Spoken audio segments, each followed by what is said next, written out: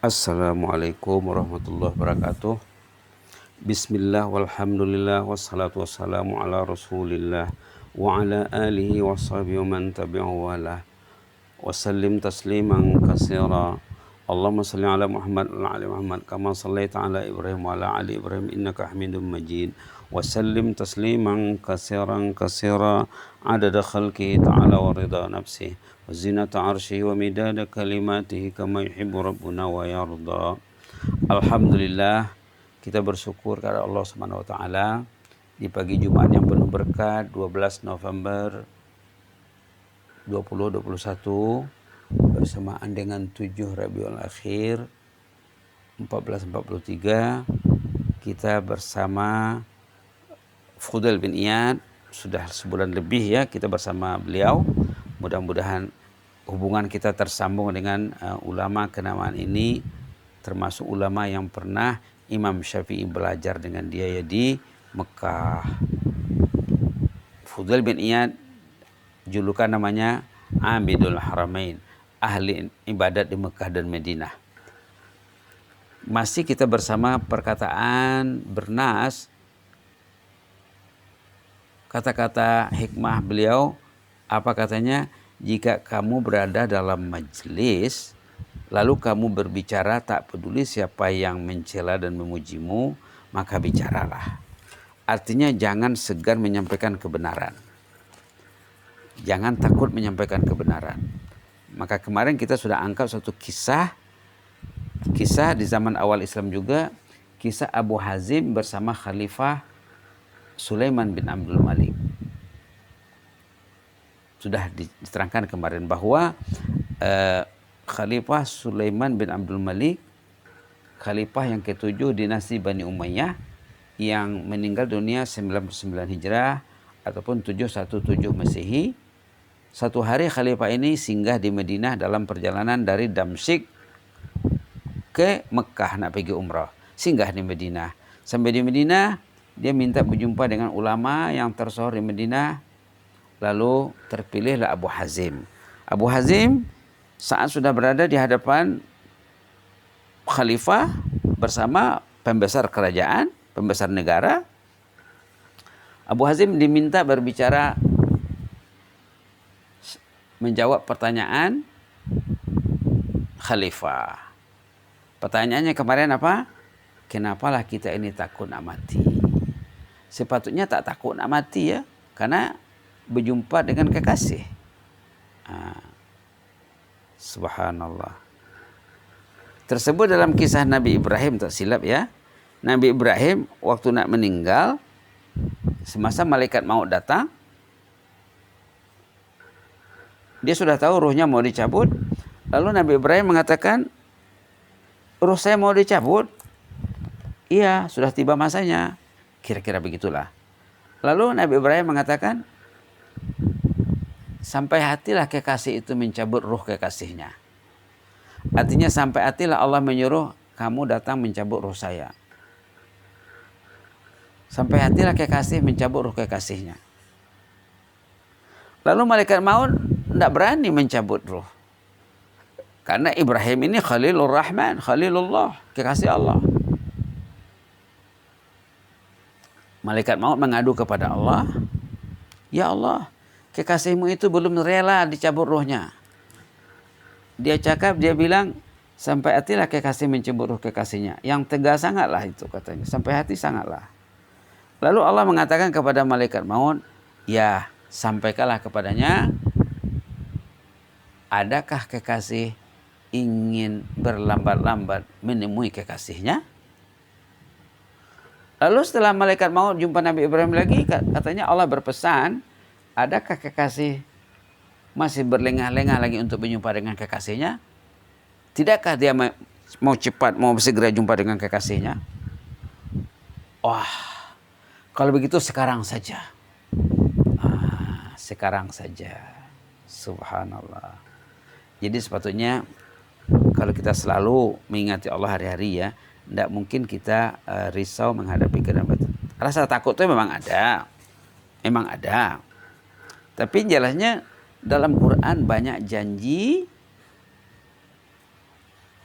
tentang kematian ini, bagi orang baik kematiannya ada janji dalam Quran.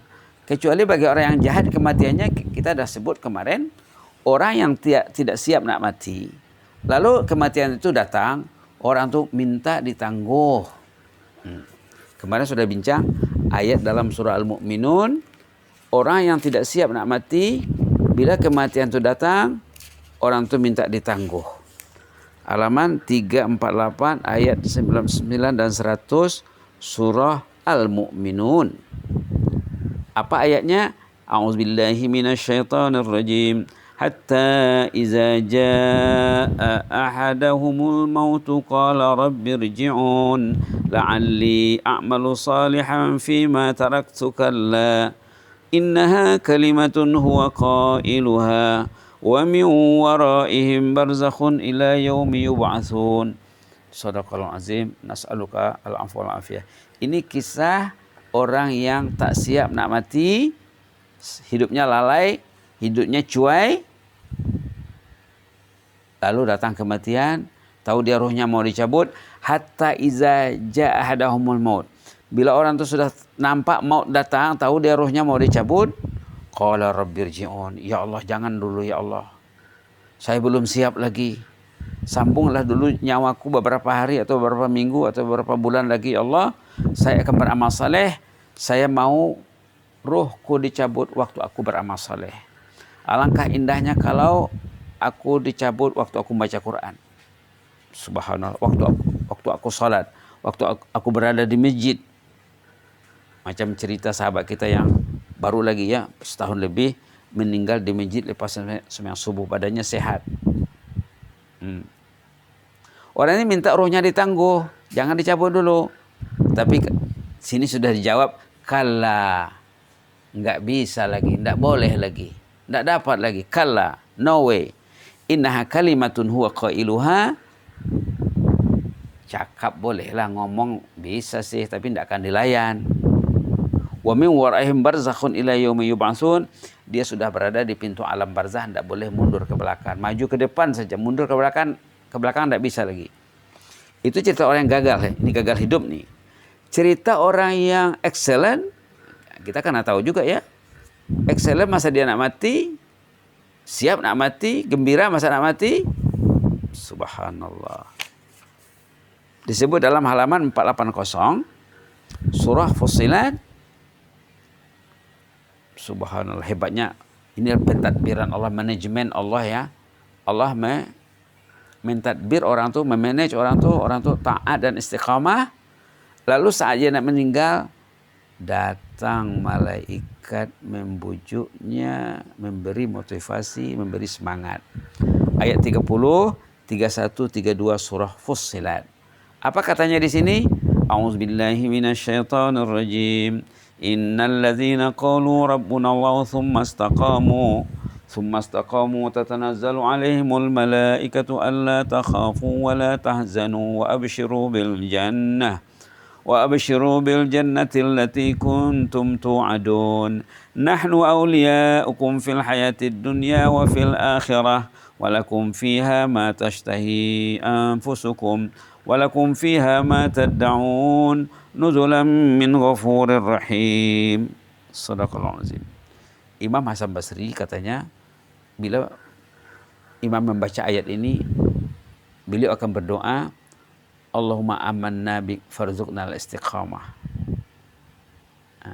Imam Hasan Basri saat membaca ayat ini, beliau akan meresponnya. Apa maksud ayat ini?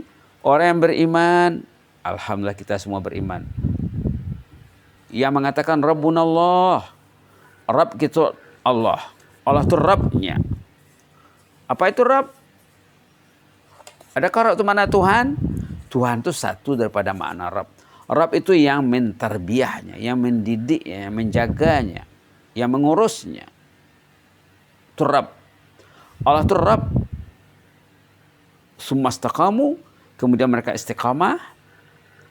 Perjalanan hidupnya selaras dengan tarbiyah Allah tadi. Istiqamah, konsisten. Orang yang beriman dan istiqamah saat akan meninggal, tatanazzalu alaihimul malaikah. mereka akan didatangi malaikat, rombongan malaikat.